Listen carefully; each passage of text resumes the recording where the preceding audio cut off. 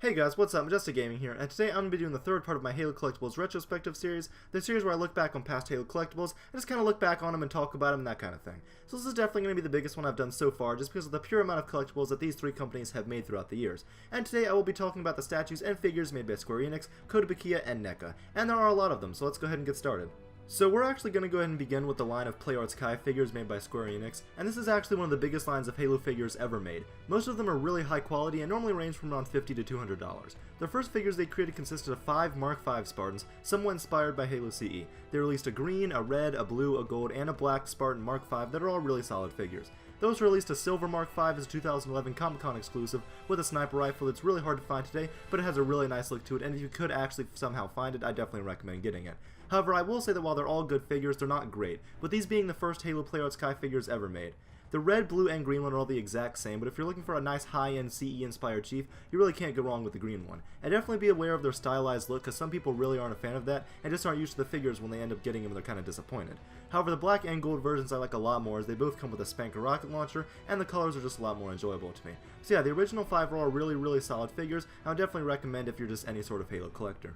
Then their next line was all Halo Reach figures, and I think they're all actually pretty good. Of course, we got all of Noble Team, including Carter, Kat, George, June, Emil, and Noble 6, and a lot of them just kind of have the same problems as the Mark V figures, and some are definitely better than others, with mainly the unproportional hips and joints kind of being a big problem on a lot of the figures, but if you have the entire set of all of Noble Team, they all look nice together, and thankfully many of these figures are actually somewhat affordable today.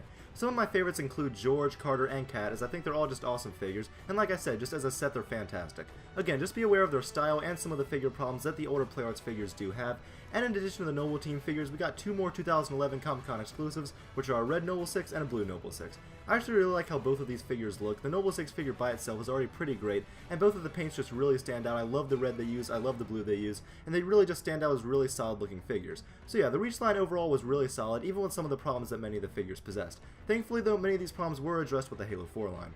So the Halo 4 line is actually really awesome. I simply love how so many of the figures look, and in my opinion they're mostly just extremely well designed. There were 4 Halo 4 figures released, and especially for these I just love the PlayArts Kai style. The Halo 4 Master Chief is one of the coolest Chief figures that exists, and I just completely love the look of it. Then the Palmer figure is actually one of my favorite Halo collectibles of all time. As a character in the games, Palmer is pretty terrible and unlikable, but I've always really loved her armor design, especially when she's actually wearing her helmet, so seeing that in a very unique stylized figure is awesome, and just something I really love. Then we got the 2 multiplayer Spartans with the blue Spartan Warrior and the red Spartan Soldier, both I think are really cool and solid figures overall. Again, just kind of be warned with their weird proportions and stylized look if you're interested in trying to find these somewhere, and I definitely like the Spartan Warrior more, as the blue paint is just a really nice touch, and yeah, the Halo 4 figures for me are probably the most solid line as a whole in all of the PlayArts Kai figures. I think all 4 figures are a good buy, especially if you're a Halo collector, and I would definitely recommend all 4 of them, especially the Halo 4 Master Chief, if you're just looking for a nice new kind of gen Master Chief figure that's really good quality, and that you probably won't have to pay too high a price for.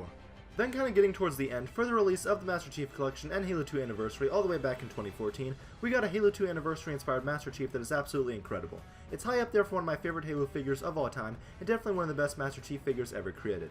It takes inspiration from Chief all the way back in Halo 2 Anniversary, which if you've played you know his armor looks absolutely beautiful in that game. I do actually have this figure, and for me it's just so accurate, and has such a nice variety of accessories that it easily stays as one of my favorites, especially with all the different posability that it has. If you're not a huge fan of the stylized look a lot of the other PlayArts figures have, and want more of a game accurate Master Chief, then I'll definitely go with this one. It has very few problems that really just boil down to nitpicks, but it's really awesome and just a fantastic figure that I cannot recommend enough. Then finally ending on the most recent PlayArts figures are the Halo 5 Master Chief and Spartan Locke figures. So the Halo 5 Chief figure I actually don't have, even though I wanted to pick it up at some point. It was pretty pricey, initially selling for $150. And yeah, it appears to be a pretty solid figure. To some it's actually the best Chief figure ever made, even better than the Halo 4 version. The proportions, like most of the PlayArts figures, are a little wonky, but again, that's not really a huge problem. So yeah, it's a pretty solid figure, with the only big problem being that it costs $150. While it is of good quality, it's just not the quality that you should be getting when you pay $150. If you can find it for a lower price than that today, which you probably can, I'd say go for it. Really, it's just up to you if you'd rather this version or the Halo 4 version. Then the Locke figure is actually insanely similar. It's a pretty solid figure, but given the insane price point it launched with, it may not really be worth it to a lot of people. If you want a nice Locke figure and can find it for a good price, I'd probably say go for it, and you'll probably really enjoy it. So yeah, that's what I'm pretty sure is every Halo PlayArts Kai figure ever made. Overall, they've had a really solid run. It would have been cool if they made more Halo 5 figures like Blue Team or Fireteam Osiris, and it obviously would be awesome if they kept on making Halo figures in the future. I don't know if they still have the license or not and kind of all the legal stuff with that, or if they get it again, I'd love to see future figures they could make. Overall, PlayArts Kai has made a nice variety of awesome Halo figures throughout the years though. So next we're going to move on to Kotobukiya, who unlike Player Sky, they don't really produce full-on figures. They can make these statue figure type things with limited articulation that I actually really enjoy. So the first statues were all the way back from Halo 3, and they made 2 different statues with 4 different versions of each. They made a typical running Mark 6 Spartan statue, and a Mark 6 Field of Battle statue, kind of inspired from the Starry Night trailer. And the 4 versions of each they made featured a green Master Chief Spartan, a red, a blue, and a steel Spartan.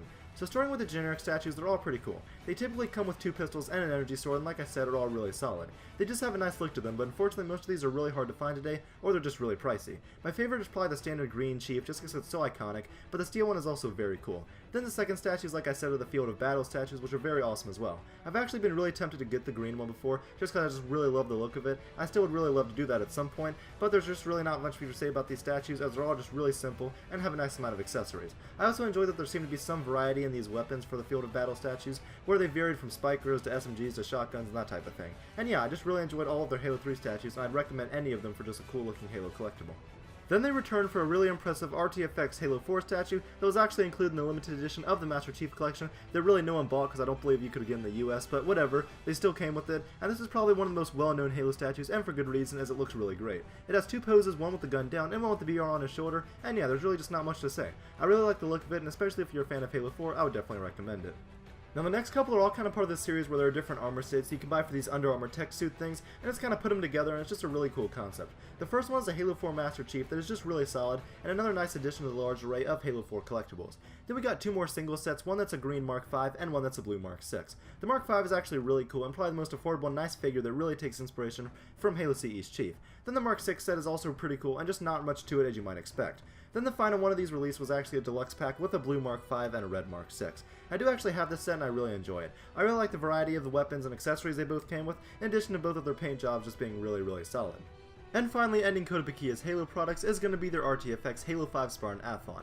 Now I've always thought this one was a little weird just since it's gray and that's about it, and that just never really appealed to me, but overall the sculpt is pretty solid and the paint at least on the weapon is decent. So yeah, I'm not a huge fan of this one, but it's definitely not bad. And yeah, that's Kotobukiya. Overall they have a nice variety of mostly well-made Halo statues and figures. Their high quality with a mostly low price point definitely stands out among the Halo collectibles, and I wouldn't be surprised if we see more Kotobukiya statues and figures in the future. And finally, ending out this video is going to be NECA, who has actually only made one Halo figure, but it's very good. So I actually did buy this figure very close to its release, and I absolutely love it. It originally retailed for $100, which for the quality you get isn't bad at all. The figure is an 18-inch Halo 4 Master Chief that is just filled with detail and obviously massive. The articulation is great, it's got an insane amount of detail, and the paint overall is just really appealing. Really, there's no problems I have with the figure, and I can't recommend it enough. The only issue you might have trying to find it today is trying to find it for a good price. However, if you can, it's absolutely incredible, and a great Halo collectible worth the price. So yeah guys, that's it for this Halo Collectibles retrospective. Sorry it took so long for this to come out, but obviously there was a lot to cover, but I am happy that I was able to look back on some of these awesome figures and statues. Next time we will be looking at Joyride's figures, and don't forget to tell me in the comments below what you guys think about PlayArtSky, Kotobukiya, and NECA figures and statues, and thank you guys for watching Majestic Gaming.